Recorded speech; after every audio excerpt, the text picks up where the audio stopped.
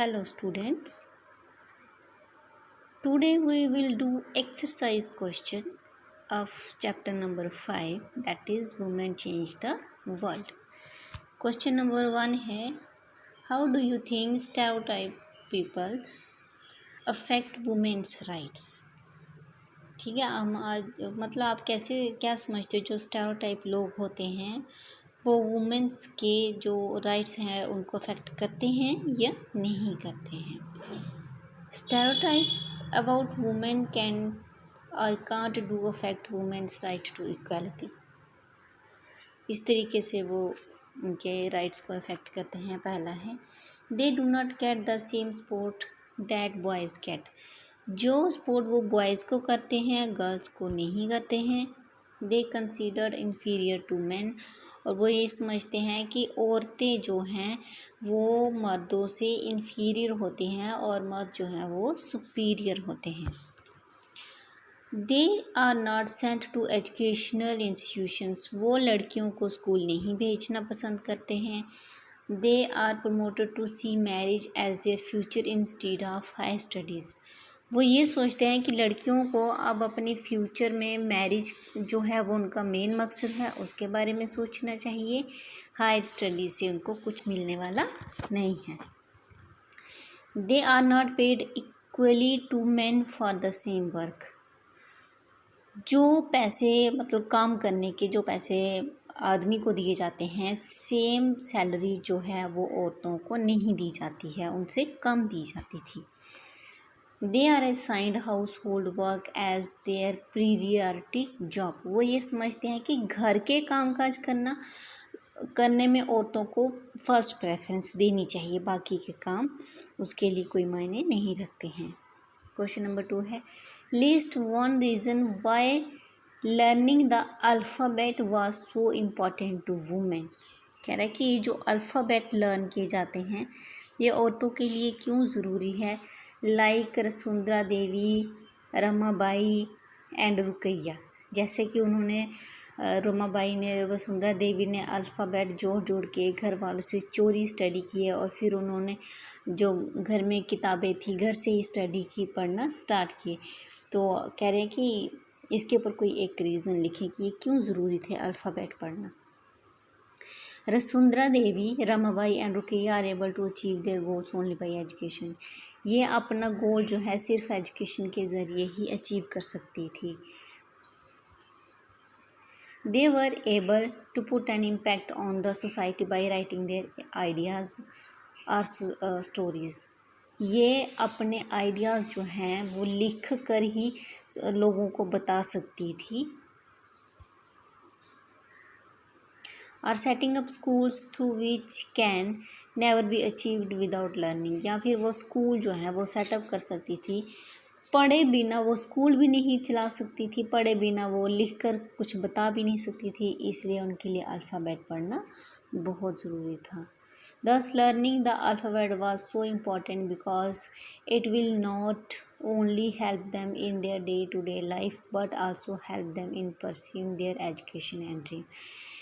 ये जो alphabet learn करना उनके लिए बहुत ज़रूरी था क्योंकि इससे उन्होंने समाज ही नहीं, जो उनकी डे टू डे लाइफ के जो उनके सपने थे शिक्षा के, वो भी उन्होंने पूरे किए.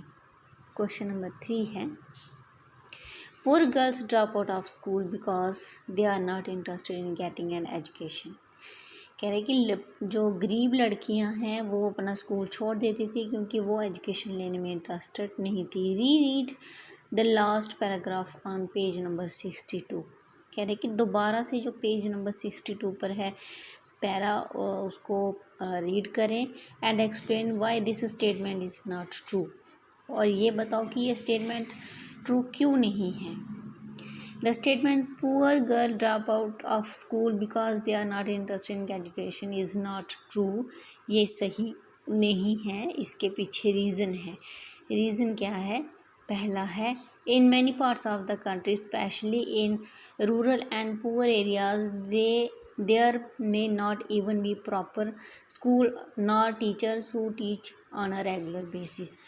हमारे देश में बहुत सारी ऐसी जगह हैं जहाँ पर प्रॉपर स्कूल फैसिलिटीज़ नहीं है. अगर स्कूल्स हैं तो वहाँ पर टीचर्स नहीं हैं. जो कि रेगुलरली स्कूल जा सकें।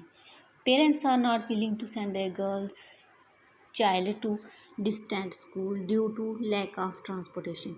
और जो माँ बाप हैं अगर घर से बहुत दूर है स्कूल और ट्रांसपोर्ट फैसिलिटीज़ भी नहीं है तो वो अपनी लड़कियों को स्कूल भेजना पसंद नहीं करते हैं। Unable to bear the cost of education, वो मतलब शिक्षा के बदले कोई भी वो शिक्षा जो है उसका बोझ नहीं उठा सकते थे बहुत सारे पेरेंट्स, इसलिए भी उन्होंने अपने बच्चों को स्कूल नहीं, लड़कियों को स्कूल नहीं भेजा। Boys get preference over girls for seeking education, लड़कों को प्रेफरेंस दी जाती थी लड़कियों के बदले में। Sometime there teachers and classmates discriminate against them, कभी कभी उनके टीचर्स और क्लासमेट जो थे वो भी उनके साथ भेदभाव करते थे बिकॉज ऑफ कास्टिज्म, तो इस वजह से भी वो स्कूल नहीं जाते थे। Can you describe 2 methods of struggle that women's women, कह रहे कि आप 2 मेथड बता सकते हो जब वुमेन से स्ट्रगल हुआ था तो, और जो स्टेरियोटाइप पीपल थे उनकी थिंकिंग को चेंज किया गया। Had to organize a struggle against stereotypes about what women can or can't do. What method would you employ from the ones that you have read about? Why would you choose this particular method? कह रहे हैं कि आपने यही particular method क्यों choose किया जब women से स्ट्रगल हो रहा था। तो इसमें पहला जो मेथड है वो है कैंपेनिंग, जो कि हमने कल भी पढ़ा था। कैंप लगाए गए, वुमेन्स को अवेयर किया गया उनके राइट्स के बारे में। It is an important part of women's movement, ये वुमेन्स मूवमेंट का बहुत इम्पॉर्टेंट हिस्सा है। It is use to fight discrimination violation against women. Women work is an organized and collective manner to achieve their certain specific goals.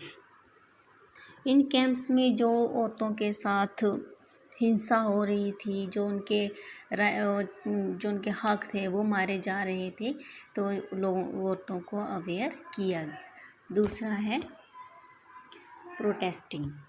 Protest किए गए, rallies निकाली गई और जो इनजस्टिस हो रहे थे औरतों के साथ उनके खिलाफ आवाज़ उठाई गई।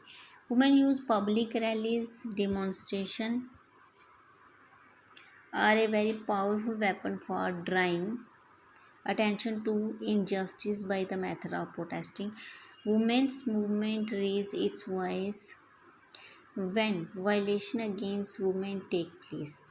जब औरतों के साथ हिंसा होती थी, उनको मारा पीटा जाता था या उनके हक उनको नहीं दिए जाते थे, तो औरतों ने आवाज़ उठाना सीख ली और जस्टिस पाना सीख लिया। इसलिए ये दोनों मेथड्स उस समय यूज़ किए गए थे।